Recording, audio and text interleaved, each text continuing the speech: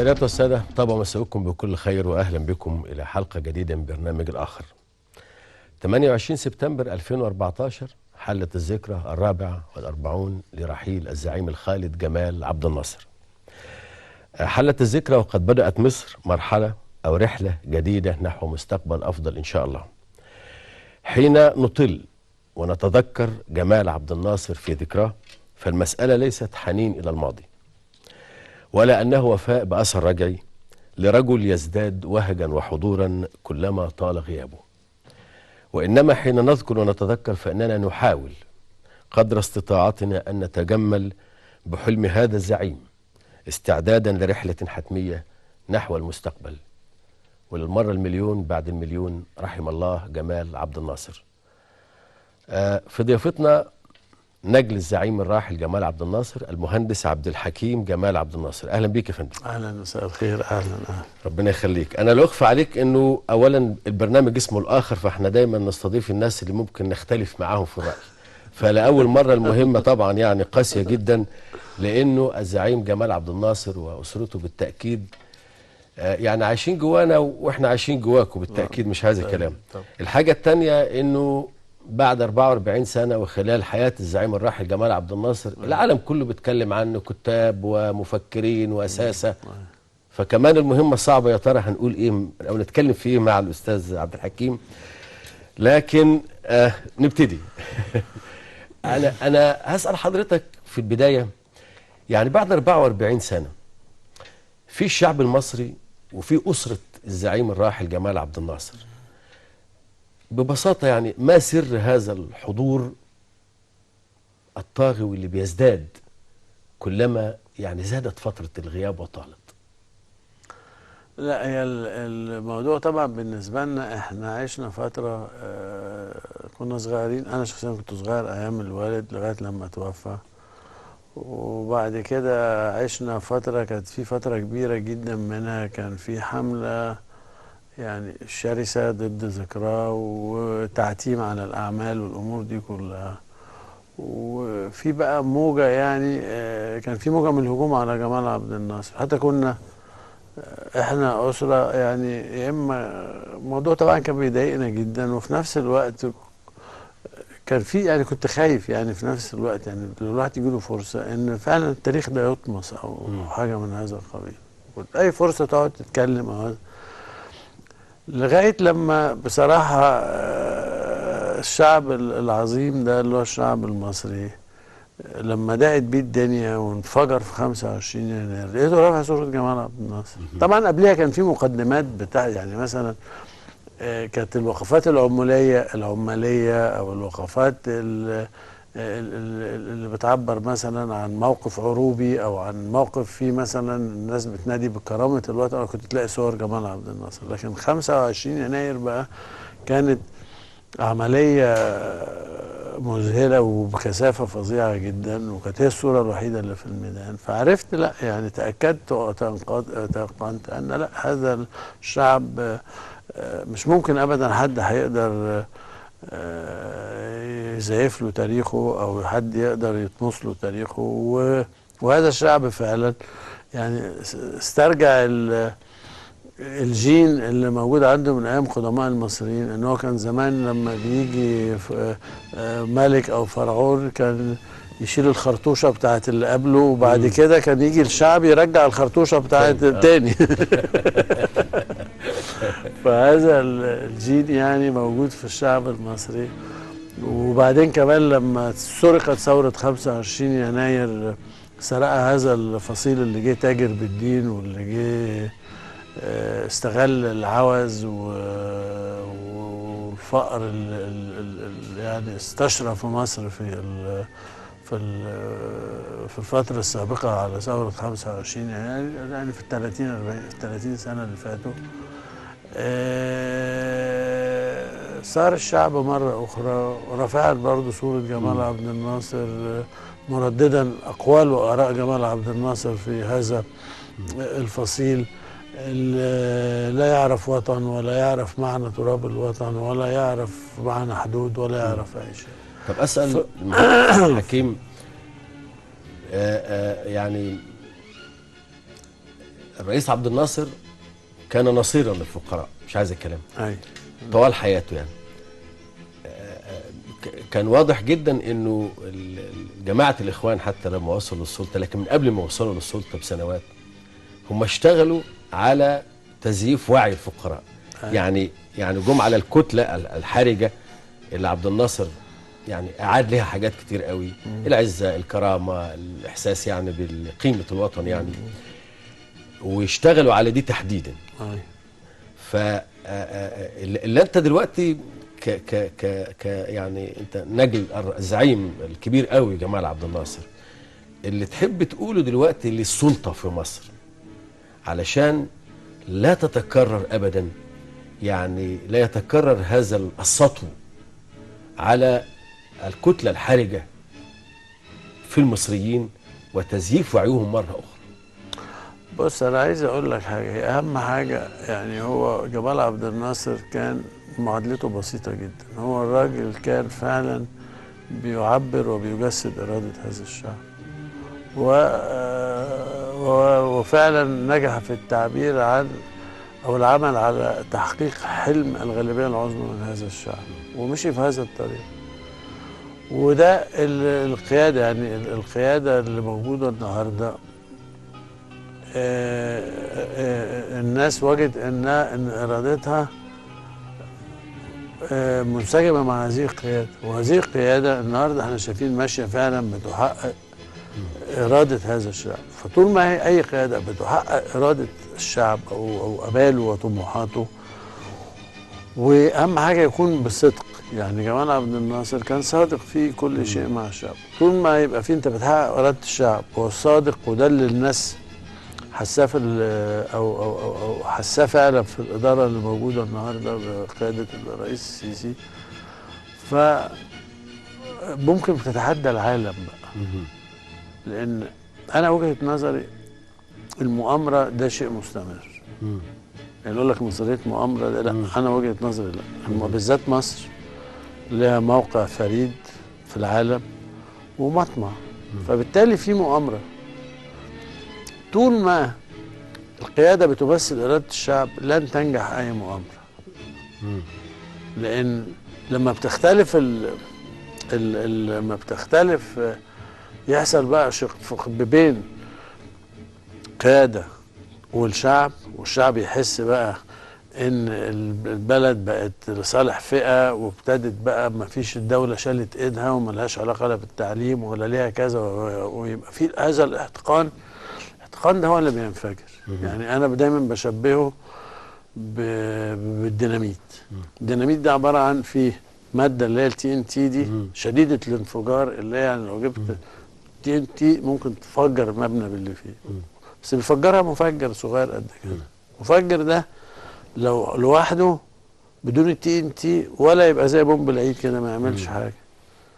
فانت المؤامره بتنجح امتى؟ لما فيه او اي عمل بينجح امتى، او الحكومه بتسقط، او اي شيء بيحصل لما يعني انت في حرب 56 تأمرت عليك انجلترا وفرنسا وجم بالجيوش، ومعاهم كان وقتها تابعهم اسرائيل، وجم بالجيوش وجم بالامور دي كلها، بس كان وقتها قياده بتعبر فعلا عن الشعب المصري. هم كانوا متوقعين ايه؟ كانوا متوقعين لما يخشوا ويحتلوا بورسعيد ان الشعب هينقلب على قيادته.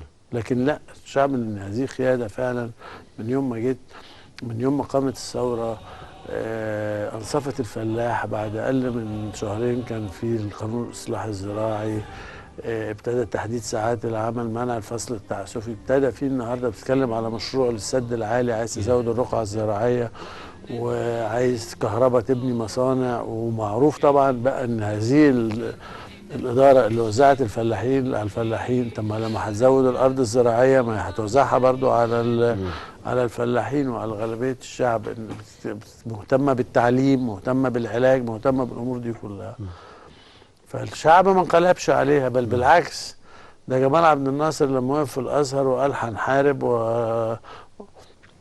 هنحارب ولن نستسلم، وفرض علينا القتال ولن يوجد من يفرض علينا الاستسلام، وقال هنحارب لغايه اخر قطره، وقال لهم انا موجود في وسطكم واولادي معايا ما سفرتهمش وموجودين، وهنحارب لغايه اخر قطره.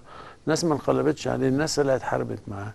ده وزعوا 500,000 قطعه سلاح على الشعب المصري في حرب 56. وبعد الحرب ما خلصت الناس رجعت السلاح على فكره، رجعته تاني. ونفس الوضع في 67، يعني 67 مؤامرة واستغلوا بقى ان في قصور في قيادة الجيش، في يعني استغلوا نقط ضعف ودخلوا، وفعلا مؤامرة اللي حصل ان هم نجحوا فعلا في تدمير الجيش المصري في الحاق هزيمة عسكرية. لكن يعني ما كانش فيه هزيمة للإرادة يعني. ليه برضو لأن المشروع اللي كان قائم في مصر في هذه الفترة في الخطة الخمسية الأولى والخطة الخمسية الثانية، ده كان مشروع كل مواطن في مصر حاسس المشروع ده له.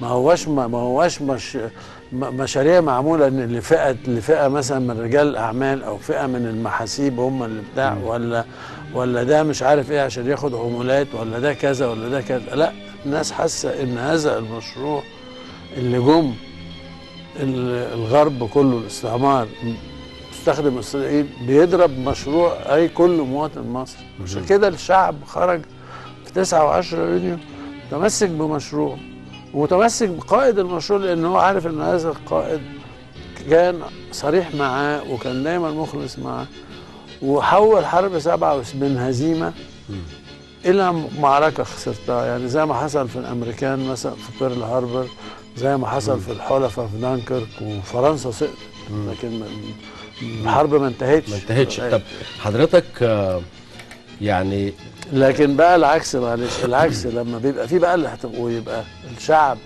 شايف ان فعلا شايف مشاريع وشايف كذا وشايف كذا واراضي بتتوزع وهنا مش عارف ايه، والقصه كلها في مجموعه من اللي حوالين القياده ومجموعه من بعض الناس في رجال اعمال شرفاء بس في بعض رجال اعمال، في ناس يعني لا كانت مستفيده بوضعها في قريب من السلطه، ولما يشوف فيه الفساد وفيه المحسوبيه وفيه الحاجات دي يبقى الاحتقان موجود، هو ده اللي بينفجر.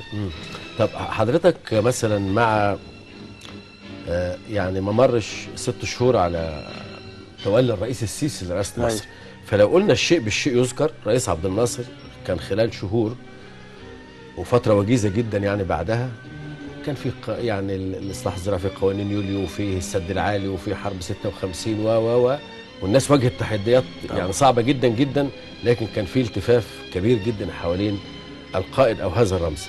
لما نيجي النهارده ونشوف مثلا خلال 6 اشهر، والله ده الرئيس السيسي مثلا دخل في مشروع قناه السويس الجديده.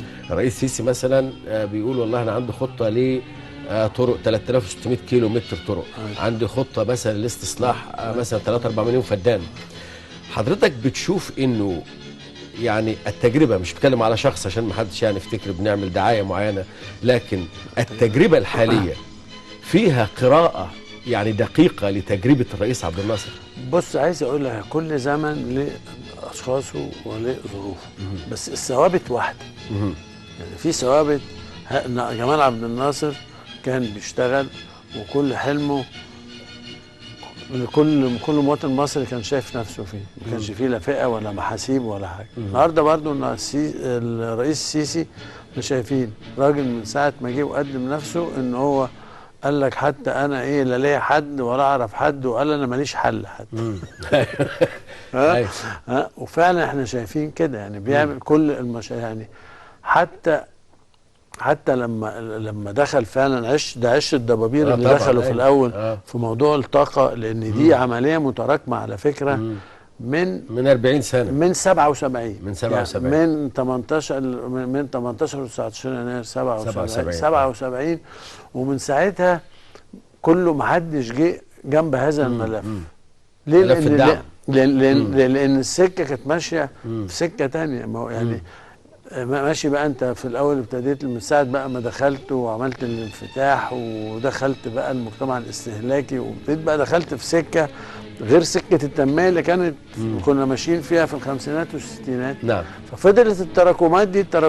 فهو النهارده الراجل دخوله حتى فعلا، يعني هو لو راجل فعلا ما بيفكرش يعني بيحسبها ب بأنوية يعني او كده، ما كانش دخل في هذا الملف. أيوة. وبعد كده دخل. النهارده بنشوف لما مشروع زي مشروع قناة السويس، مشروع فعلا كل مواطن مصري حاسس ومؤمن باللي شايفه ده، انك فعلا انت دي حاجه لكل مصر. كل مصري هيستفيد من هذا الموضوع، والمصريين كمان يعني كفايه رد فعلهم. يعني احنا شفنا يعني رد خلال اقل من 10 ايام جمعوا يعني احنا شفنا رد الفعل المخزل من ناس المفروض كسبوا المليارات في 30 40 سنه ده في صندوق تحيا مصر، قصادها الشعب الغلبان بقى اللي هو المفروض غالبيته الغلبان. اذهل العالم يعني. ده ضرب على فكره اذهل العالم، ضرب صندوق النقد الدولي وضرب البنك وضرب كل المؤسسات، ضربهم على قفاهم يعني. فانه لم 64 مليار في 8 ايام، يعني بتتكلم 8 مليار في اليوم، يعني اكتر من مليار وربع في اليوم، اللي هو بيمثل اكتر من المعونه الامريكيه اللي قاعدين من ساعه ما قامت 30 يونيو. وكل شويه والرئيس السيسي يقول لك احنا مش عارف هنعمل ايه. الشعب المصري لهم ده كل يوم اللي انتوا بتعملوه ده اعملوا في كل يوم. كل يوم. طب اسمح لي يعني هنشوف ونتابع مقطع كده من كلمه للزعيم الخالد جمال عبد الناصر عن الفقراء.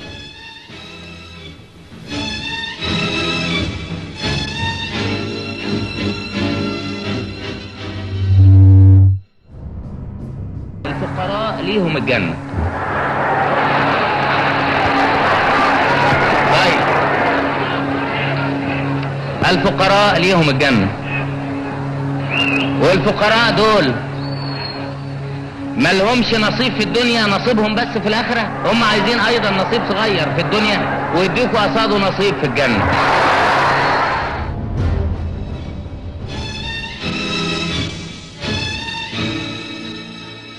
يمكن زي ما حضرتك كنت بتقول فقراء مصر هم اللي دفعوا اكتر من مليار وشويه في اليوم عشان يساهموا في شق قناه السويس الجديد. مهندس عبد الحكيم، هنرجع بقى شويه ل 28 سبتمبر 1970 يوم الاثنين. انا الاول قريت انك انت تهت في الجنازه، وكان سنك صغير 14 سنه اعتقد في الوقت ده. 16 فقريت انك يعني كنت على وشك تتوه والى اخره. لكن انا بنقل لك ان نيوزويك قالت انه في 6 مليون مصري شاركوا في الجنازه من اصل 33 مليون. وبعد كده في مدرسه نفسيه كنديه يعني اتكلمت او سنت علم جديد كده سموه الحزن الجماعي عند الشعوب بعد هذه الجنازه. الحاجه الثانيه انه اهل بورسعيد ابتكروا هتاف بعدها، قالوا يا جمال يا حبيبي ملايين بعدك لينا مين. ده كله كان رصد للصحافه الاجنبيه في ذلك الوقت. كان في جنازات في دول عربيه، بعض الدول العربيه. مراسل الجارديان في القاهره كتب في افتتاحيه الجريده يوم 29 سبتمبر: اسمع العويل على موجات نهر النيل من حلوان الى القناطر الخيريه. انا هذكر لحضرتك واقعه شخصيه. يعني انا امي الله يرحمها ست فلاحه مصريه، يعني لم تنل اي حظ من التعليم. يعني يوم ما مات الرئيس عبد الناصر فكانت بتبكي، فانا سالتها وكان سني 14 سنه بالظبط، قلت لها انت بتعيطي ليه؟ فقالت لي الرئيس جمال مات، احنا مش عارفين هنعيش ازاي. احساس المصريين بانه الحياه بكل ما تعنيه كلمه الحياه، من كرامه، من قدره على الاستمرار، من امن، من احساس بحلاوه الحياه حتى. ليه ارتبطت بالرئيس عبد الناصر بهذا الشكل؟ لان هو ارتبط، هو يعني هو حتى مره سالوا هو ليه الشعب بيحبه كده، يعني بيحبه كده عشان هو بيحب الشعب. يعني هو فعلا احب فاحب. هو كان يعني بيعشق شعب مصر وعايز، وكان نفسه يشوف كل واحد في شعب مصر زيه زي ولاده. كل طفل في شعب مصر نفسه بيبقى بياخد نفس فرصة التعليم اللي باخدها أنا وخالد وعبد الحميد وإخواتي البنات، إن كل واحد في مصر يبقى عايش تحت سقف، كل واحد في مصر لما بينال تعليمه بيقدر يجد فرصة عمل شريف بتخليه يعني. هو كان يقول لك بيحلم دايما، يقول ان احنا عشان كان دايما ليه تعبير كده يقول لك المجتمع الذي ترفرف عليه الرفاهيه. هو كان بيحلم بهذا المجتمع، بس هو كان بيحلمه لمصر، وكمان مش لمصر بس، ده للامه العربيه كلها، لكل الشعوب المظلومه. يعني هذا الحلم بتاعه خرج من مصر للعالم العربي، لافريقيا، لدول يعني امتد، وصل لدول زي امريكا اللاتينيه وفي شرق اسيا. يعني في المهندس عبد الحكيم، يعني انا بكلمك في الجوانب الانسانيه بقى، في شخصيه الزعيم الراحل جمال عبد الناصر كابن له، يعني زعيم بالقوه دي يعني الشخصيه التاريخيه الجباره دي. داخل البيت انا بسالك ايه اللي كان بيبكي الرئيس عبد الناصر سواء كرئيس او كانسان؟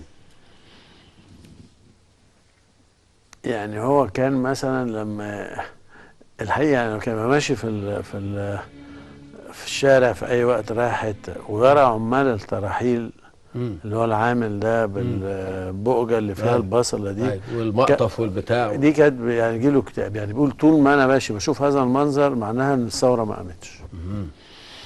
مين فيكم كاخوات، يعني انتوا الثلاثه الاخوات البنين، اللي كان الله يرحمه المعلق الرياضي الكابتن محمد لطيف مره كان مسافر بره وجاب له حذاء رياضي انت؟ ايوه.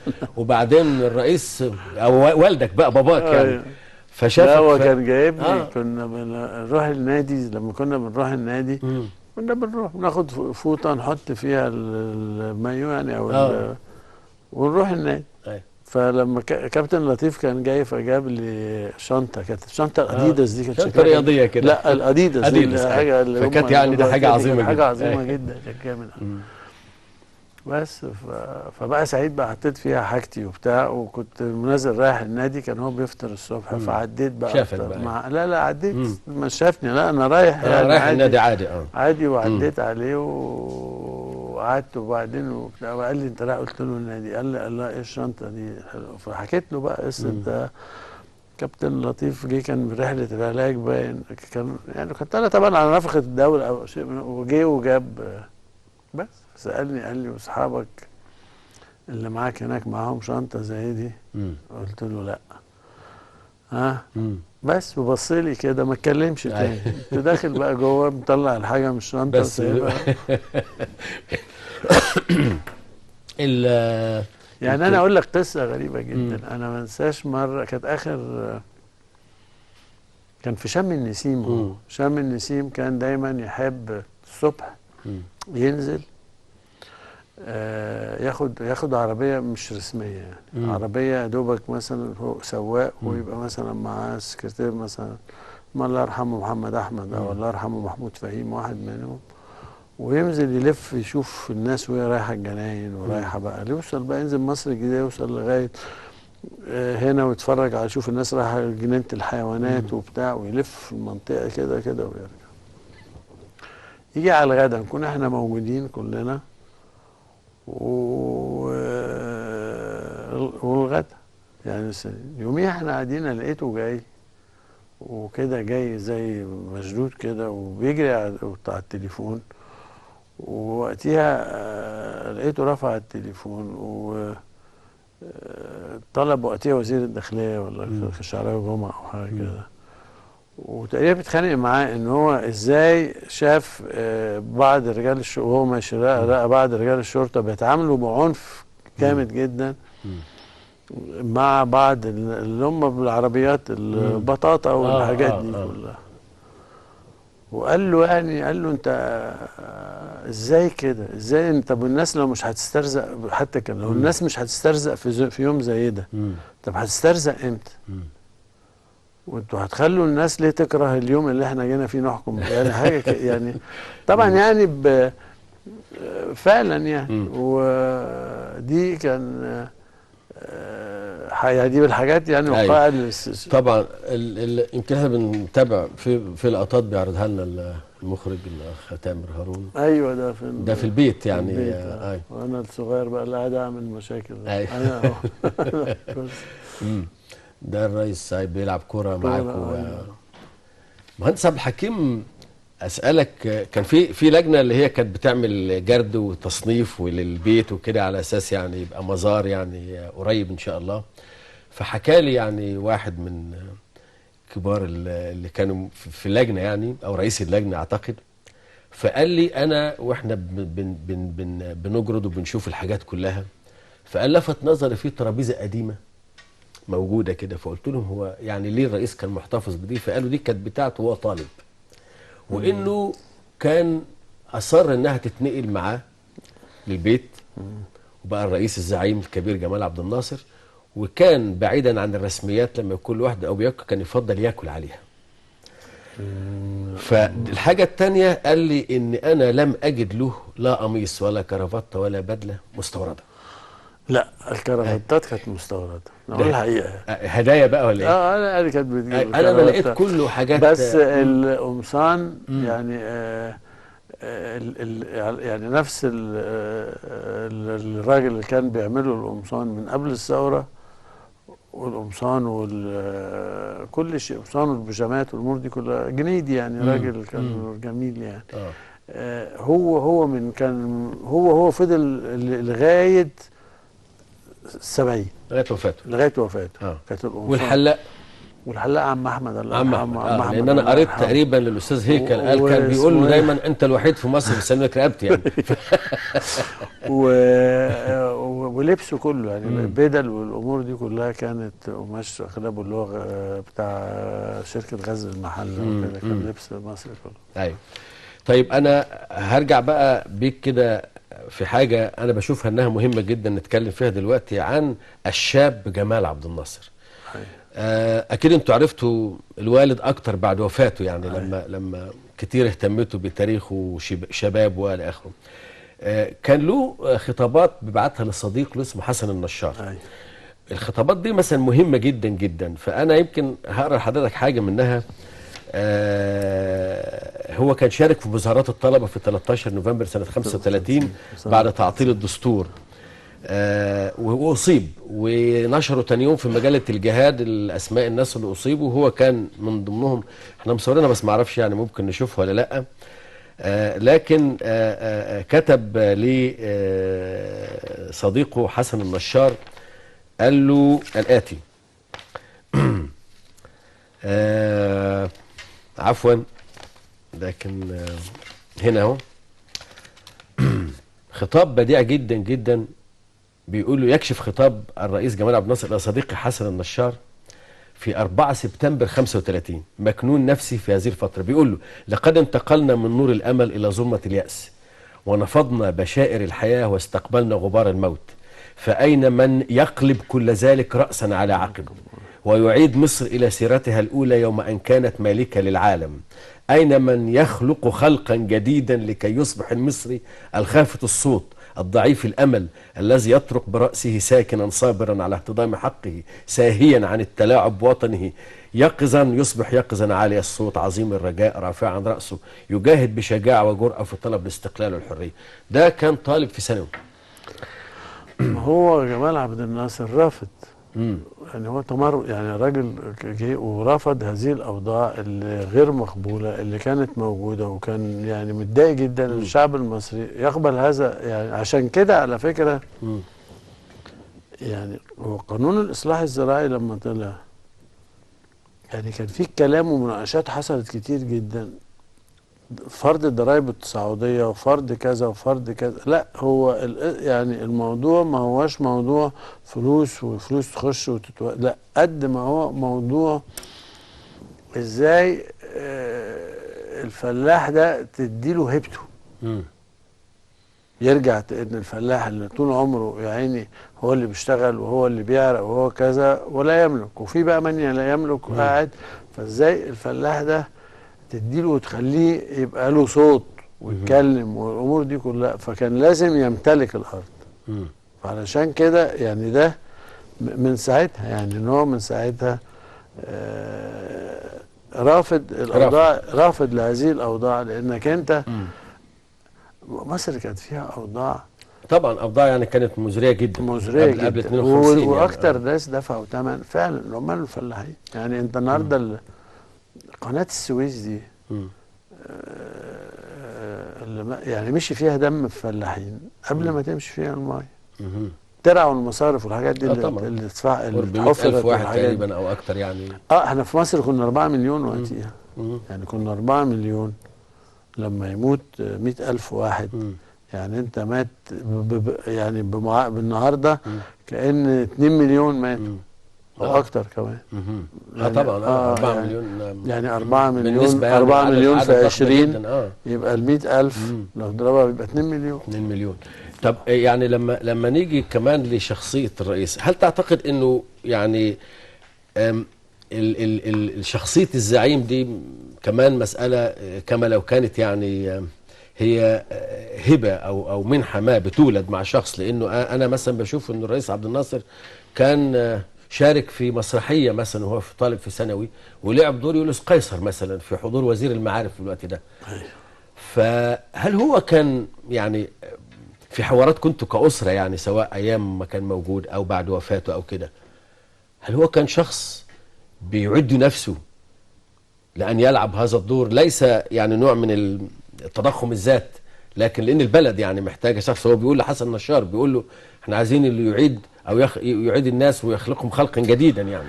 لا هو كان في فرق بين، هو طبعا من وجهة نظره هو ما كانش بيدور على الزعامة، هو بيدور ازاي يقود، يعني يقود عمل يؤدي، يعني زي ما يخلص الناس من واقع صعب يعني. فهو لما قاد هذا العمل وقاده بإخلاص جدا ونحاس جدا للناس، فالناس هي اللي قالت هو ده الزعيم، لكنه مش هو اللي بيعمل كده عشان يبقى زعيم. لا دي مش. الحاجة الثانية قرايات الرئيس، يعني الرئيس وهو طالب في ثانوي مثلا، أنا يعني قدامي ماذا كان يقرأ الرئيس جمال عبد الناصر وهو طالب في ثانوي.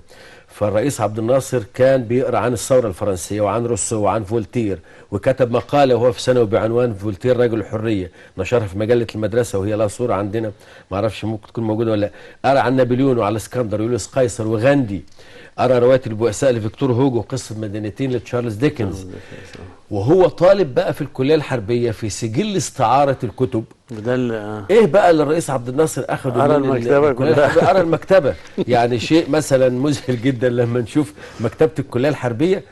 قرا سير عظماء التاريخ مثل بونابرت والاسكندر وجاليبرد وبيسمارك ومصطفى كمال اتاتورك وهندنبرج وتشرشل. يعني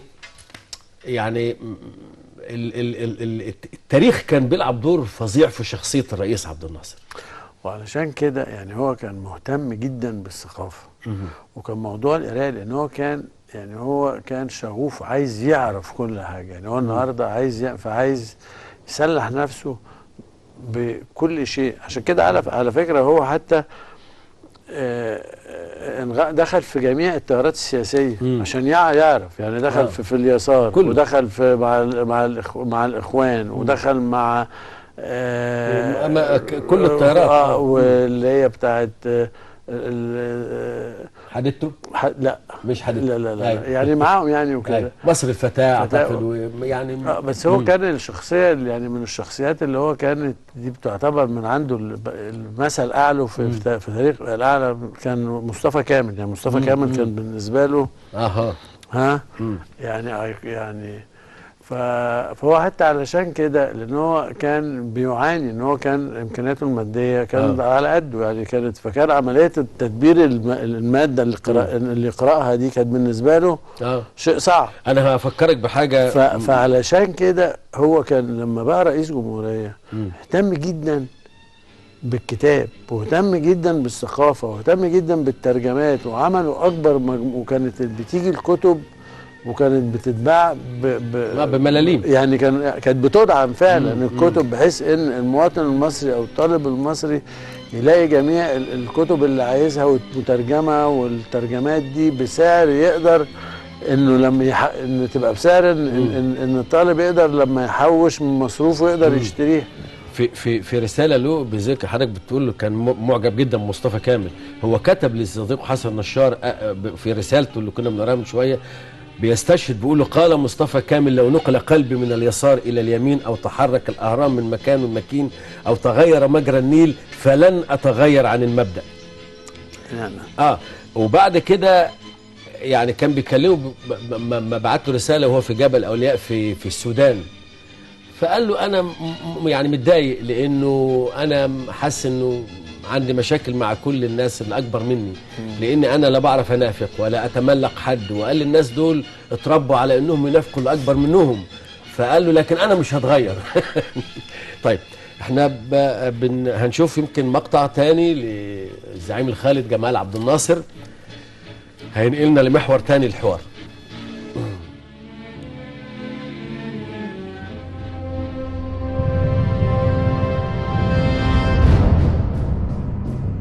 في سنة 53 كنا نريد فعلا مخلصين ان احنا نتعاون مع الاخوان المسلمين على ان يسيروا في الطريق الصحيح والطريق السليم. وقابلت المرشد العام للاخوان المسلمين وقعد وطلب مطالب. طلب ايه؟ اول حاجة قال لي: يجب ان تقيم الحجاب في مصر وتخلي كل واحدة تمشي في الشارع تلبس طرحة.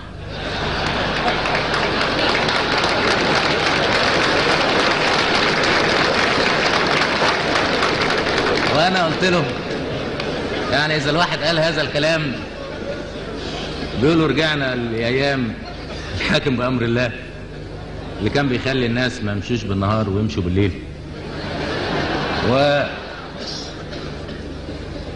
أنا في رأيي إن كل واحد في بيته هو اللي ينفذ هذا الكلام. فقال لي: لا، أنت باعتبارك الحاكم مسؤول. قلت له: يا أستاذ، أنت ليك بنت في كلية الطب مش لابسة طرحة ولا حاجة،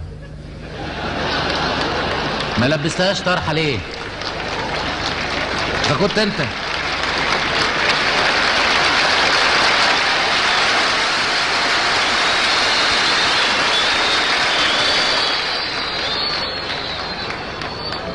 إذا كنت أنت مش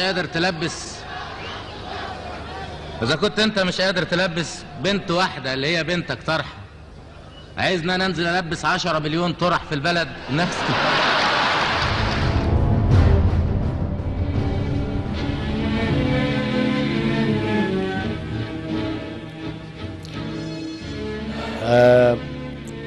طبعا يعني علاقة السلطة أو الحكام مصر بالإخوان علاقة طبعا يعني أخذت أشكال كتير من منتصف الخمسينات لغاية النهاردة.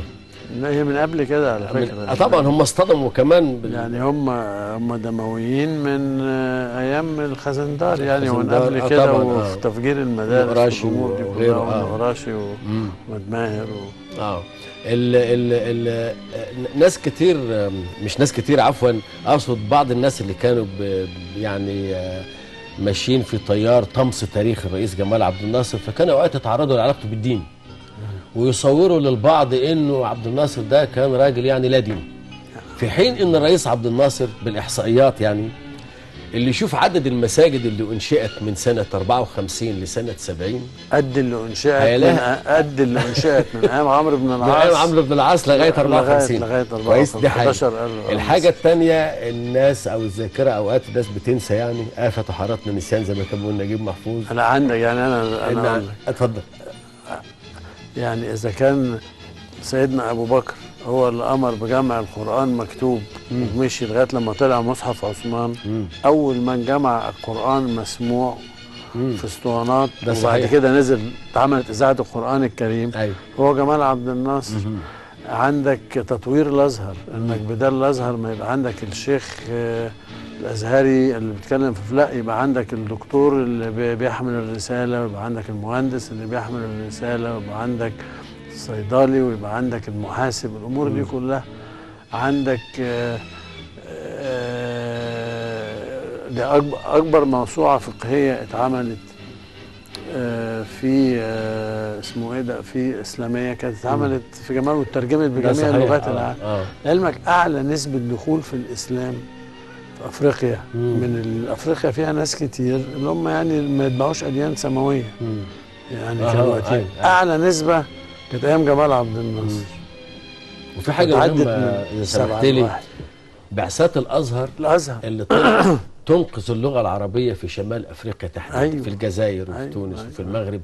يعني الزعيم جمال عبد الناصر يعني، بس مش عايزين نتكلم علشان ما حدش يعني يتصور انه مساله، لكن التاريخ، انا كنا بنتكلم يمكن قبل ما تبتدي الحلقه بنقول انه ربما لمئات السنين قادمه ستزداد الدراسات عن الرئيس جمال عبد الناصر سواء في مصر او خارج مصر، وهي لم تتوقف. وبعدين طب انا عايز اقول لحضرتك حاجه، الدول الشيوعيه اللي هي كانت عندك يوغوسلافيا والاتحاد السوفيتي، الاتحاد السوفيتي فيه في جمهوريات فيها اسلام كتير جدا. دول كانت اكراما لجمال عبد الناصر، كان الشيخ اللي بيبقى جاي ان هم كانوا هناك يعني موضوع الدين مش في حسابهم، يعني اللي هو الماركسيين عموما يعني. لكن لا، كرمال جمال عبد الناصر كان بيروح المشايخ في الجوامع بتوع البوسنه وبتوع الهرسك تيتو يعني ما كانش وعندك في المناطق زي عندك اوزبكستان، اذربيجان، كل المناطق اللي في الاتحاد السوفيتي وكل الجوامع والحاجات اللي موجوده في الاسلام هناك، اللي هو النهارده الاسلام يعني موجود فيها. لا اصل هو لسه عمل، مش قصه تقعد تقول طرحه وتلبس طرحه ويعمل وتعمل. لا، الاسلام عمل والتانيين لا، التانيين عمليه تجاره وبيتاجروا بالدين، ولان هم ليهم هدف اخر عايزين يستخدموا الدين ويسيطروا بيه على الناس. طب مهندس عبد الحكيم، واحنا بنتكلم على يعني نهم القراءه عند الزعيم الخالد جمال عبد الناصر، انا بسالك عنه بقى كأب، يعني بعد وفاته تحديدا، لما اكيد كان الفضول بياخدك وتدخل المكتبه وتقعد تشوف كل حاجه فيها يعني ايه الحاجات اللي ما كنتش تتوقع انها موجوده في المكتبه؟ لا بص، ولقيتها موجوده يعني. لا انا الغريب لان انا كنت ما فيش كتاب في المكتبه لما تشده كده تبص فيه ما تلاقيش فيه معلم عليه، معلم فيها في الهامش بيكتب حاجات وكاتب نوتس وكاتب يعني مش عمليه انه بيقرا، لا لا ده بيقرا ويحلل ويكتب نوتس والامور دي كلها. يعني كان في، لا كنت بتلاقي فيه من كل المجالات، يعني من طبعا من سيره المذكرات مثلا من اول وينستون تشرشل، كل مذكرات العظماء اللي كانت يعني المكتبه اقصد كان فيها ادب، فيها فن، كل شيء، فيها سياسه، فيها تاريخ، فيها كل شيء، فيها كل سير ذاتيه، فيها كل حاجه. طيب يعني ده حتى انا فاكر ده كان مين قالها، كان حتى كان يا ربنا دي خالد محي الدين لما فتره ولما طلع في سويسرا وفتره وكان قاعد هناك، فمن ضمن الحاجات لما جاب وقال له، وحتى قال له يا خالد، واي كتاب لما تروح تشتري له اي كتاب اشتريته يعني عجبك، ولما تيجي تشتري اي كتاب يبقى اشتري لي معاك واحد، يعني بقى هات لي نسخه معاك. طب هنا ده بقى هينقلنا لمساله علاقه الرئيس عبد الناصر بالادباء وبالفنانين، يعني بالادب والفنون عامه بشكل عام يعني. طبعا كتير اوقات الناس اللي كانت بردك بتحب تسيء للرئيس عبد الناصر ابتداء كده من منتصف السبعينات ولا حاجه، يمكن لغايه ثوره يناير 25 يناير 2011، فكان يصور عبد الناصر بانه كان راجل يعني ديكتاتور، كان راجل يعني ضد حريه التعبير، كان في حين ان الواقع يقول انا لما نيجي نشوف مثلا روايات نجيب محفوظ اللي ربما لو الاستاذ نجيب محفوظ حي اليوم وكتبها، ما اقصدش النهارده يعني في عهد الرئيس السيسي، لكن في اي عهد بعد الرئيس عبد الناصر كانت تمنع. لكن مثلا ولاد حارتنا نشرت مثلا في 56 تقريبا كامله في الاهرام. لما نيجي لاعمال مثلا زي مسرحيات الاستاذ توفيق الحكيم السلطان الحائر وبنك القلق، كله نشر. بل انه يعني حضرتك ده اللي هسالك عنه، انه المشير عامر اصطدم بالاستاذ توفيق الحكيم واتكلموا انه لا يجب ان المسرحيات دي تنشر ولا ولا ولا ولا. لكن الرئيس وكان فصل من النيابه في فتره من فترات، لكن الرئيس عبد الناصر تدخل وقال اذا كان لم يمنع عمل الحكيم قبل 52 معقول يمنع دلوقتي؟ لا. وطبعا مسألة الفيلم شيء من الخوف ولا آخره. وبميرامار على وميرامار يعني فيلم ميرامار ده برضو يعني انا اتحدى فيه النظام قائم. طلع فيلم بينقضه زي بهذا فيلم الشكل بهذا يعني. الشكل في فيلم ميرامار. وبرضو في ناس تدخلت وقالوا كده، والوالد لما شافه قال لا لازم يعني ايه، احنا لو فعلا الحاجات دي ليه ما احنا ما بنخبيش حاجه، واتعرض الفيلم. ولا وكانت علاقته بالفن طبعا يعني كان ام كلثوم وعندك عبد الحليم وعبد الوهاب، وازاي هو ان هو تدخل انه كان يعني اللقاء السحاب اللي تم بين عبد الوهاب وام كلثوم، وبين عبد الوهاب وام كلثوم ده يعني كانت بمبادره منه يعني هو شخصيا. أيوة. الحاجه الثانيه حتى هو قابل يعني كبار المفكرين حتى العالمين لما كانوا بيجوا يزوروا مصر، يعني حتى علاقته بالفكر وبالادب ايوه كانت بتبان كمان حتى من اهتمامه. انا فاكر قابل درامات سويسري لما جه هنا ولو اسمه فيه عندي انا يعني يمكن رصد لبعض الشخصيات يعني من كبار المفكرين والكتاب اللي جم مصر. حتى يمكن قبل كده في شيء مهم لما طلب من استاذ الجيل احمد لطفي السيد بعد 52 انه يجي يعني يحكم ويترشح وينتخب كرئيس وكده، وقال له انت بدات المشوار وكمله. يعني هو كمان حتى اختار نموذج، صحيح كان رئيس حزب الاحرار الدستوريين في فترات، لكن هو جايب كمان راجل اديب ومفكر. وحتى يعني هو كان في فتره من الفترات في الاخر ايامه كان ماسك منظمه الوحده الافريقيه، واحد اسمه ديالو تيلي ده كان راجل يعني غير انه راجل سياسي مرموق، ده كان راجل اديب وفيلسوف. كان ليه عادات يعني كان بيجي مخصوص زيارات، يعني كان وقت الصيف يجي زيارات ويقعد معاه قعدات مطوله مع الوالد. وقابل هو طبعا يعني اساتذه الفلسفه الوجوديه سارتر وسيمون دي بوفوار. أيوة. وقابل دورنمات. يعني تكوين الزعيم الخالد جمال عبد الناصر كان تكوين كمان نادر يعني انت هتلاقي ان اكبر يعني اهتمامه ان هو برضه يعني كان معاه واحد ما تقدرش تنساه، واحد زي الله يرحمه دكتور ثروت عكاشة. يعني ده اللي هو عمل اكبر طفره في يعني كانت اكبر طفره في وزاره الثقافه في مصر. والاهتمام كمان اهتمام النهارده باشياء مثلا زي الصوت والضوء لما اتعمل سواء في الهرم وبعد كده اتعمل في الاقصر. انت في عز ما انت قاعد وبتوفر القرش علشان تبني السد العالي، وقاعد وعندك حصار اقتصادي وعندك كذا وعندك كذا، في نفس الوقت وقفت لإنقاذ الآثار بتاعتك، آثار زي معبد أبو سمبل وكل الآثار اللي كانت في النوبة، إنك إنقاذ التراث بتاعك والآثار بتاعك. لا يعني كان فيه. طيب فيه لحظتين مهمين قوي يفصل بينهم يعني 44 سنة من رحيل الزعيم جمال عبد الناصر إلى الآن.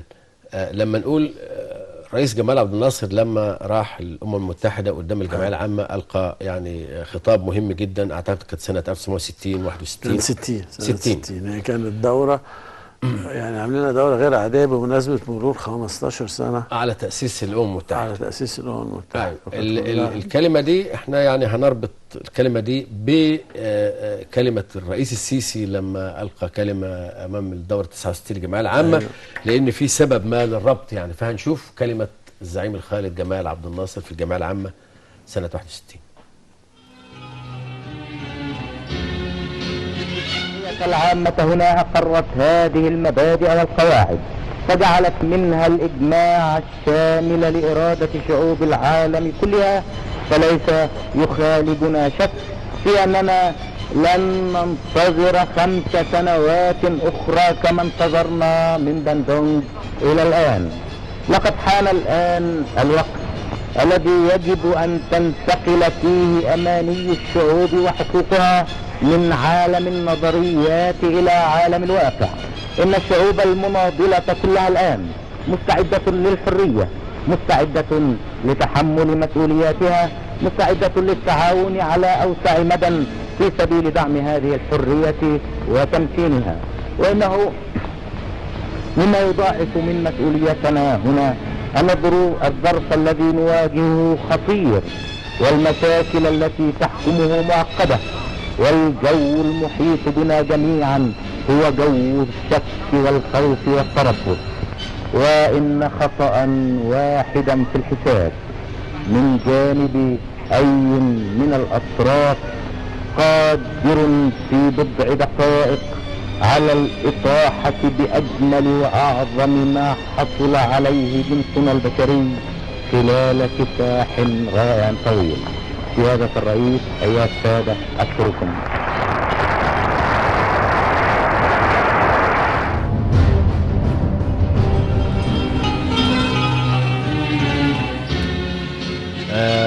مهندس عبد الحكيم، يعني لما بنسمع الجزء ده من كلمة الرئيس عبد الناصر، بعد شوية يعني هيجهزوا لنا جزء من كلمة الرئيس السيسي في الجمعية العامة من الأسبوع اللي فات. هنا تقريبا ما بين الرئيس عبد الناصر وما بين الرئيس السيسي لم يخرج رئيس في هذا المحفل الدولي ويتحدث بشيء من الاعتزاز بالنفس وبأنه يمثل شعب ووطن ولا يمثل نفسه، وعنده يعني قدرة على المناورة وقدرة على الطرح بدائل، ويعني بيعمل نوع من الإضاءة للعالم كله. زي ما الرئيس عبد الناصر بيقول ان خطأ صغير ممكن يعني يفقدنا او يخسرنا كل ما اكتسبته البشرية. كمان في 2014 رئيس السيسي ما اتكلم وقال انه يجب مواجهة المخاطر اللي بتحيط بالعالم مواجهة شاملة مش مواجهة جزئية. ما بين اللحظتين دول بالتأكيد يعني ما كانش هذا الحضور لمصر في المحفل الدولي ده المهم ده بهذا الشكل.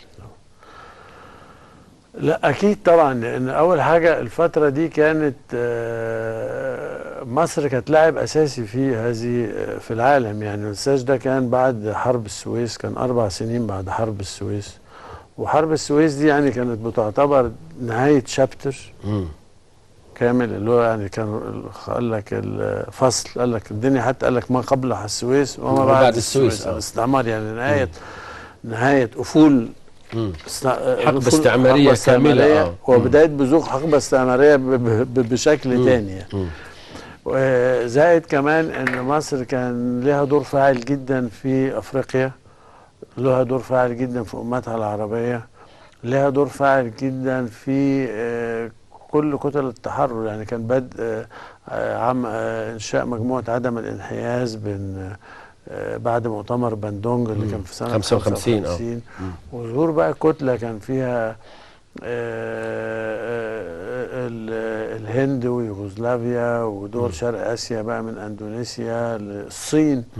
يعني هو في الخطاب ده نفسه اتكلم عن الصين. يعني كان الصين كان مش معترفين بيها، الصين دي كانوا معترفين بفورموزا.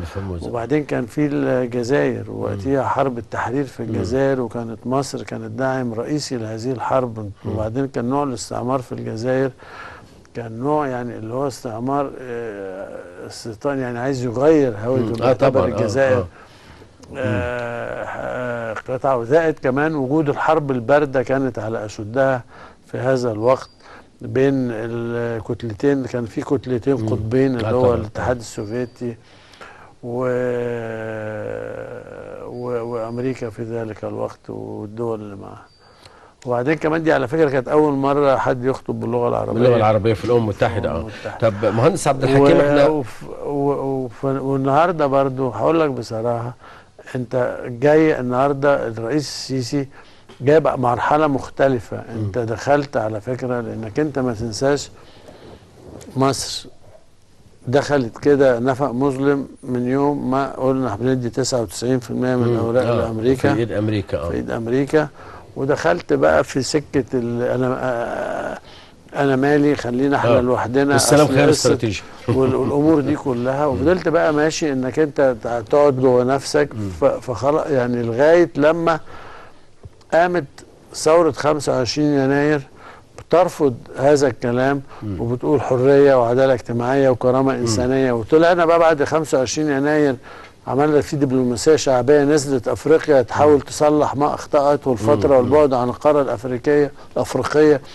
ودخلت بقى في يعني بتحاول توصل ما قطع لمده 40 سنه. وبعدين طبعا لما الثوره اتسرقت وقامت ثوره 30 يونيو، 30 يونيو اكدت مبدا اخطر مبدا اللي هو الاستقلال الوطني، استقلال الاراده الوطنيه. عامة المهندس عبد الحكيم عبد الناصر، احنا يعني وقتنا انتهى. لا اصل معلش عايز اقول كلمه. فانت الرئيس السيسي لما راح رايح بيؤكد مصر رجعت تاني، مصر اللي بتتكلم عن هويتها العربيه، مصر اللي بتتكلم على جذورها الافريقيه، مصر اللي خلاص اللي خرجت من طوق التبعيه، مصر اللي النهارده بتقدم هديه للعالم اللي هو قناه السويس الجديده بفلوسها وبفلوس ولادها. احنا بنشكر المهندس عبد الحكيم جمال عبد الناصر، كنا نتمنى يكون في وقت يعني اكتر، لكن احنا نشكرك جدا جدا. ومره ثانيه بنقول يعني للمره المليون رحم الله جمال عبد الناصر. وختاما كلمه في 10 ثواني للزعيم الخالد جمال عبد الناصر لعلها دائما يعني تكون في بالنا.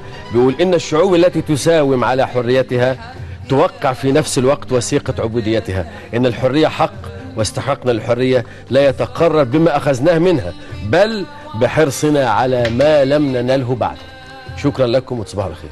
ومشينا ومسرنا هنعدي يا ناصرنا، وفي يوم طول شمسنا تنور بصايرنا، ولو